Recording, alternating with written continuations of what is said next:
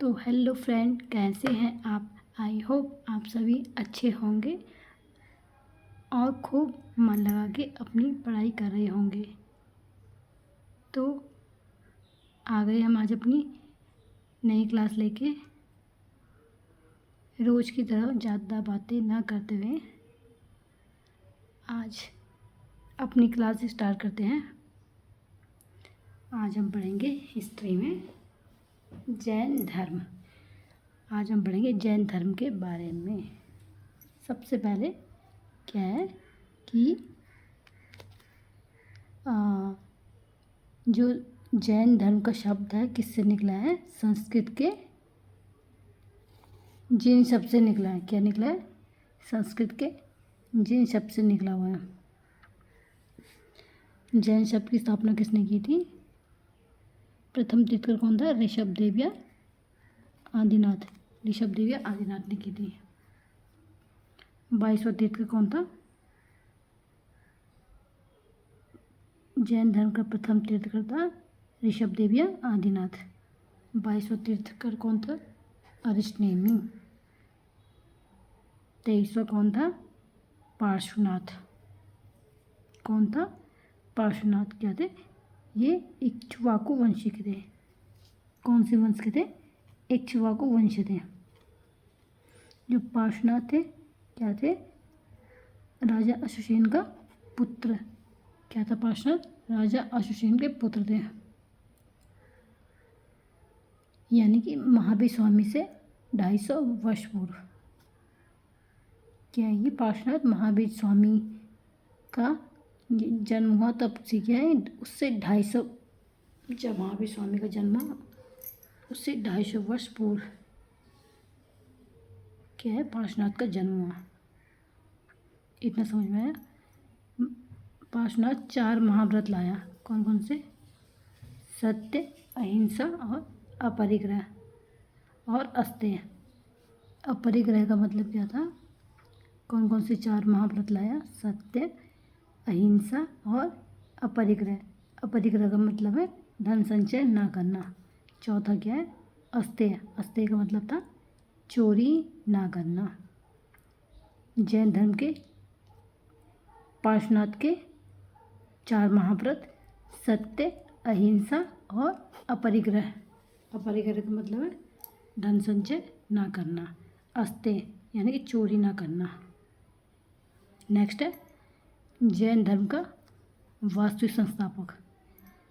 अब जैन धर्म का वास्तविक संस्थापक कौन था? महावीर स्वामी। कौन था? महावीर स्वामी। अब हम पढ़ेंगे महावीर स्वामी के बारे में। ओके, महावीर स्वामी क्या थे? कौन से नंबर के थे? 24वें तीर्थकर थे। ठीक है, महावीर स्वामी 24वें और अंतिम तीर्थकर थे। महावीर स्वामी का जन्म कब हुआ था? 599 ईसा पूर्व या 544 ईसा पूर्व। इनमें से कोई भी तिथि हो सकती है महावीर स्वामी के जन्म की। कहाँ हुआ था? कुंडग्राम, वैशाली में। कहाँ हुआ था इसका जन्म महावीर स्वामी का? कुंडग्राम, वैशाली में। महावीर स्वामी के पिताजी का नाम क्या था? सिद्धार्थ। ये सारे इम्पोर्टेंट क्वेश्चन हैं। जैसा मैं पहले ही बता दी कि ये क्वेश्चन जितने मैं बता रही सारे इम्पोर्टेंट रहते हैं। पिता का नाम क्या था? सिद्धार्थ। और माता का नाम क्या था? त्रिशिला। त्रिशिला कौन थी? लिच्छवी शासक चेटक की बहन। क्वेश्चन आता है कि महावीर स्वामी की माता का नाम क्या था? त्रिशिला। लिच्छवी शासक चेटक की बहन। ऑप्शन में ऐसे ही आता है कि लिच्छवी शासक चेटक की बहन थी। आया समझ? पिता सिद्धार्थ, माता त्रिशिला। पत्नी कौन थी? यशोदा। महावीर स्वामी की पत्नी का नाम था यशोदा। दामाद कौन थे? जामाली। ये भी इम्पोर्टेंट है। महावीर स्वामी के दामाद कौन थे? जामाली। महावीर स्वामी की पुत्री का नाम क्या था? प्रियदर्शना। आया इतना समझ में? पत्नी यशोदा, दामाद जामाली, पुत्री प्रियदर्शना। शिष्य कौन थे? महावीर स्वामी के शिष्य थे मखली पुत्र गोसल। कौन था? मखलीपुत्र गोसल, जो कि आजीवन संप्रदाय का संस्थापक था। आजीवन संप्रदाय का संस्थापक कौन था? मखलीपुत्र गोसल। क्वेश्चन ये भी आता है कि आजीवन संप्रदाय का संस्थापक कौन था, तो उसका आंसर आएगा मखलीपुत्र गोसल। महावीर स्वामी को ज्ञान प्राप्ति, जो ज्ञान प्राप्ति हुई उसको क्या बोलते हैं? कैवल्य। महावीर स्वामी को जो ज्ञान प्राप्ति उसको कैवल्य कहा जाता है। 12 वर्ष की कठिन तप के बाद कहाँ पे हुई?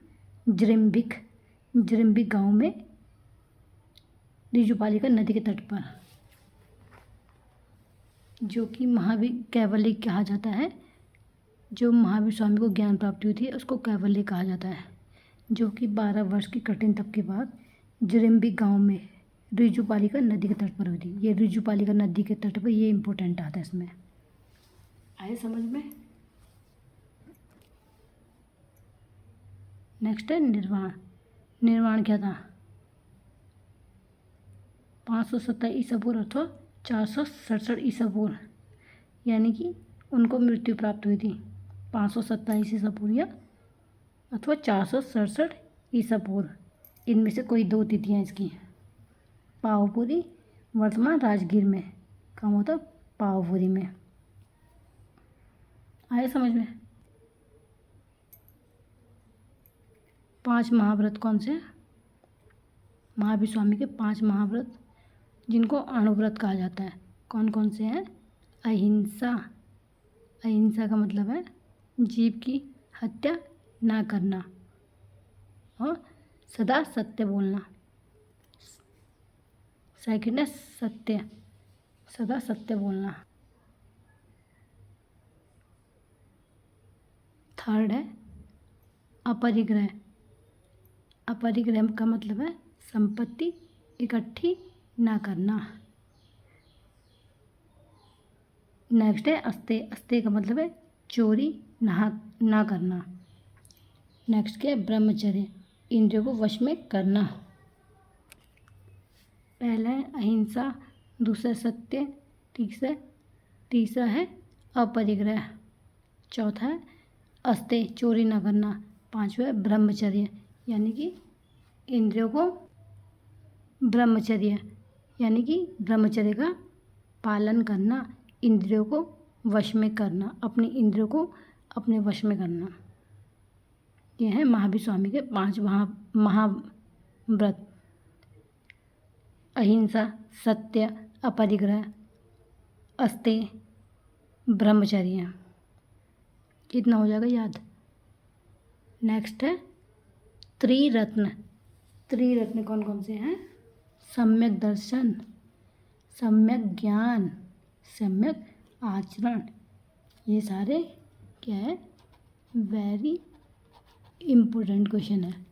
ओके, सम्यक दर्शन, सम्यक ज्ञान, सम्यक आचरण, महावीर स्वामी के त्रिरत्न कौन कौन से हैं? क्वेश्चन आता है तो आएगा सम्यक दर्शन, सम्यक ज्ञान, सम्यक आचरण। इतना आया समझ में? नेक्स्ट है दर्शन। कौन कौन से दर्शन थे?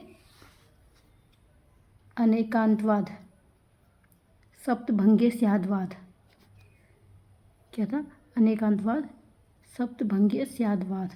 तीसरा है नवावाद। ये महावीर स्वामी के 3 दर्शन है, अनेकांतवाद, सप्तभंगीय स्यादवाद, नवावाद। नेक्स्ट क्वेश्चन है गणधर। गणधर किसको कहा जाता है? गणधर किसको कहा जाता था? महावीर स्वामी ने एक संघ की स्थापना की, जिसमें क्या है 11 अनुयायी थे। महावीर स्वामी ने एक संघ बनाया है जिसमें 11 अनुयायी थे, जिसको क्या कहा गया? गणधर कहा गया।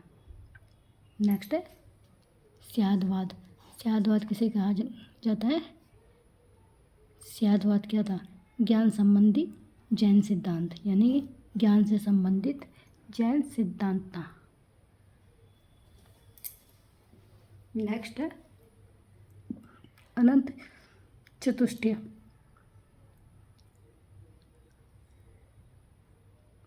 अनंत चतुष्टय कहा गया जीव से कर्म का अवशेष समाप्त हो जाना, यानी कि जो जीव है उससे कर्म का अवशेष समाप्त हो जाता था, उसको क्या बोला जाता था? अनंत चतुष्टय। नेक्स्ट है कैवल्य।